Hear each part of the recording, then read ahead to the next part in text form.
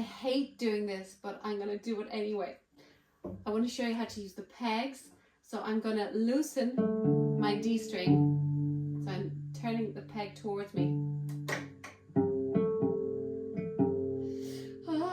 Okay, and now an important thing is when you're tuning it back up, I always plug the string at the same time. I never just turn the peg, because that's when you're going to snap it.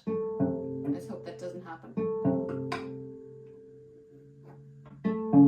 And then if you have very loose pegs, you need to twist them in at the same time as turning them up.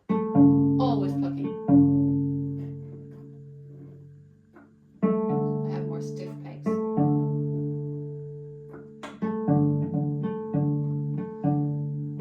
So that's my hack for tuning with the pegs.